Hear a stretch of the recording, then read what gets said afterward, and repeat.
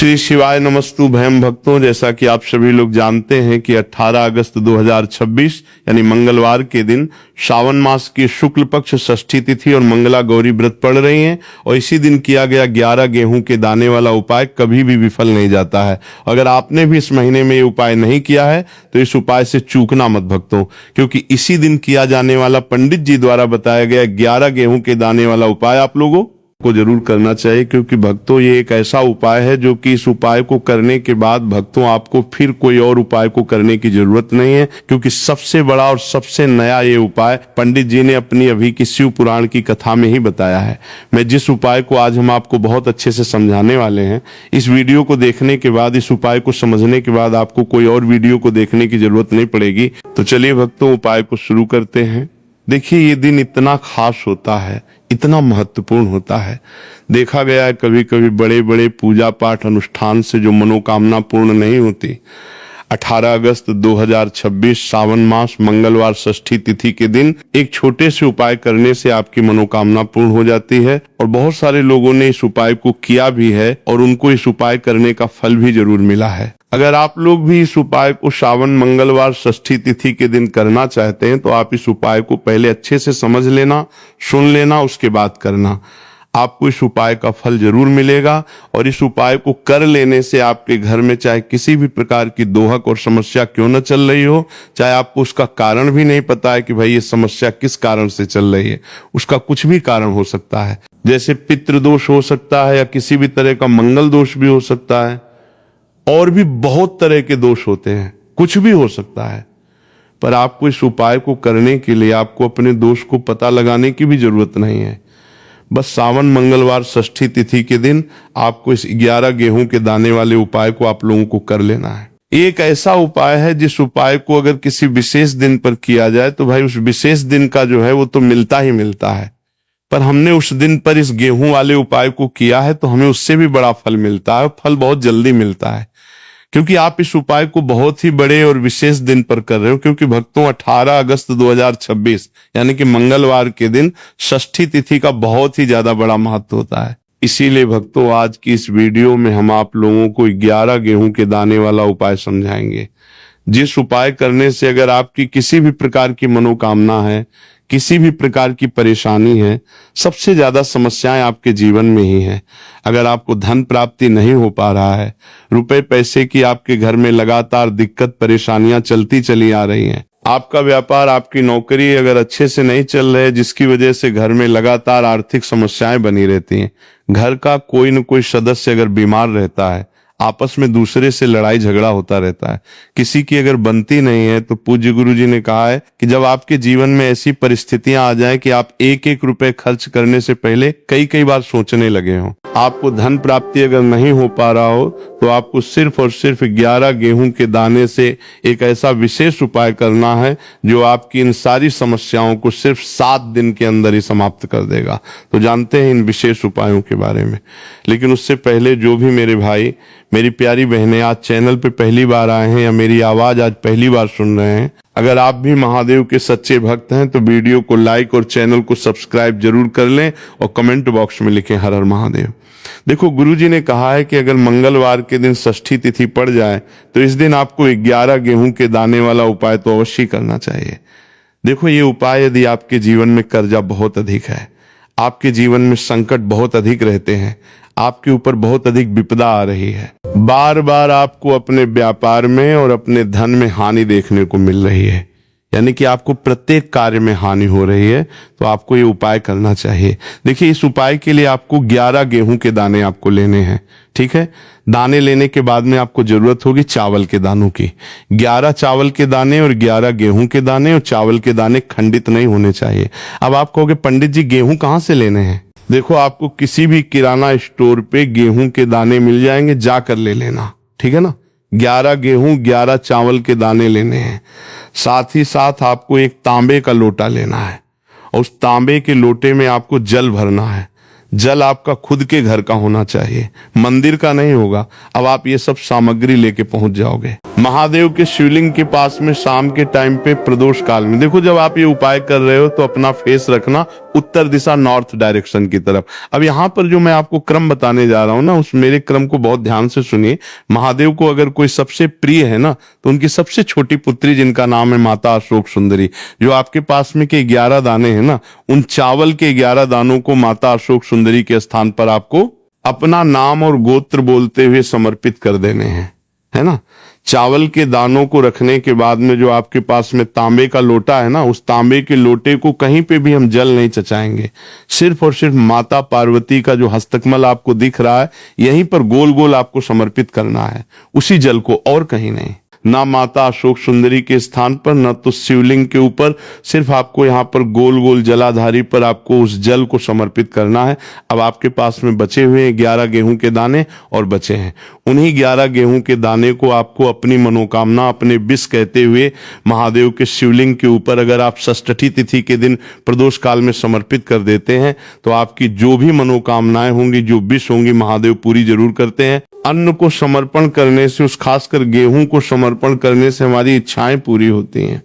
और अगर वो दिन मंगलवार का दिन हो तब तो इससे सुंदर संयोग कुछ भी नहीं हो सकता। आपकी इच्छाओं को पूरा करने के लिए बहुत स्पेशल, बहुत प्यारा सा उपाय आप सभी को जरूर करना है। ध्यान में रखिएगा, ये उपाय प्रदोष काल में करना है। देखो गुरुजी ने कहा है भगवान शिव के शिवलिंग पर 33 देवी देवताओं का वास होता है। अगर हम शिवलिंग के सामने कुछ भी उपाय करते हैं तो हमारे सभी देवी देवता हमसे खुश हो जाते हैं। ये उपाय आपको अवश्य करना है। देखो सुबह के टाइम नहीं कर सकते, ठीक है। अब बात करते हैं अगले उपाय की। देखिए इस वीडियो में जितने भी उपाय हम आपको बताएंगे सभी उपाय सरल हैं। देखो गुरुजी ने कहा है कि मंगलवार के दिन आपको चौमुख दीपक वाला उपाय तो अवश्य ही करना चाहिए। वीडियो के अंतिम में आपको उपाय बताया है जो आपको करना है। देखो आगे बढ़ने से पहले वीडियो को एक लाइक जरूर करें। देखो सबसे पहला उपाय, यदि आपके जीवन में कर्जा बहुत अधिक है, आपके जीवन में संकट बहुत अधिक रहते हैं, आपके ऊपर बहुत अधिक विपदा आ रही है, बार बार आपको अपने व्यापार में और अपने धन में हानि देखने को मिल रही है, यानी कि आपको प्रत्येक कार्य में हानि हो रही है, तो आपको ये उपाय करना चाहिए। देखिए इस उपाय के लिए आपको मात्र एक लौंग का जोड़ा लेना है, यानी कि 2 वाली लौंग लेनी है। साथ में आपको मात्र थोड़ा सा शहद लेना होगा और इसी के साथ में आपको तांबे के पात्र के अंदर शुद्ध जल लेना होगा। अब देखिए इन सभी सामग्रियों को लेकर के आपको भगवान शिव के मंदिर में पहुंच जाना है। देखिए ये उपाय आप सुबह से लेकर शाम तक कर सकते हैं। तो सबसे पहले तो आपके पास जो 2 वाली लौंग है उन्हें आपको शहद के अंदर अच्छे से डुबोना है, यानी कि दोनों लौंग पर आपको अच्छे से शहद का लेपन कर है।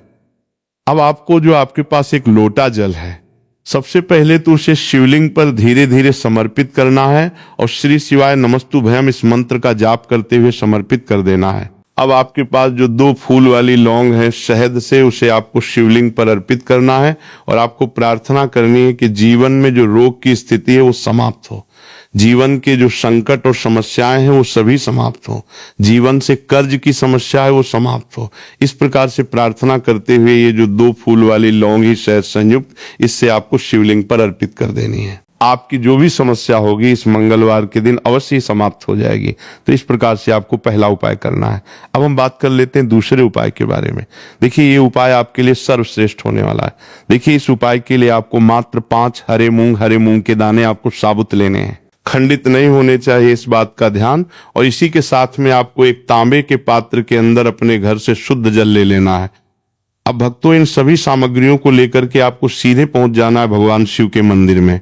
देखिए इस उपाय को भी आप सुबह भी कर सकते हैं और शाम के समय में भी कर सकते हैं। देखिए भगवान शिव के मंदिर में पहुंचने के बाद आपके पास जो 5 हरे मूंग हैं उनमें से पहला जो हरा मूंग है आपको शिवलिंग के सामने जो नंदी महाराज होते हैं और उनका जो पैर उठा हुआ होता है वहां पर आपको पहला हरा मूंग समर्पित देना है और आपको ओम नमः शिवाय इस मंत्र का जाप कर लेना है। फिर आपको दूसरा हरा मूंग लेना है और शिवलिंग पर जो श्री गणेश जी वाला स्थान होता है वहां पर आपको ये दूसरा हरा मूंग समर्पित कर देना है, यानी कि शिवलिंग के सीधे तरफ आपको ये दूसरा हरा मूंग समर्पित करना है। और फिर आपको ओम नमः शिवाय या फिर ओम श्री गणेशाय नमः इस मंत्र का जाप कर लेना है। तीसरा, हरा मूंग का दान आपको भगवान शिव सबसे प्रिय पुत्री माता अशोक सुंदरी वाले स्थान पर समर्पित करना होगा। शिवलिंग की जो जलाधारी होती है, जहां से जल बह करके आता है, उसी जलाधारी के बीच में जो कहीं कहीं उठी हुई लाइन होती है सांप की आकृति के रूप में, वहीं पर आपको तीसरा हरा मूंग समर्पित करना है और फिर आपको ओम नमः शिवाय इस मंत्र का जाप कर लेना है। अब भक्तों, चौथा जो हरा मूंग है उसे आपको भगवान कार्तिकेय जी का जो स्थान होता शिवलिंग पर, वहां पर आपको ये चौथा हरा मूंग का दाना समर्पित कर देना है और आपको इस मंत्र का जाप कर लेना है।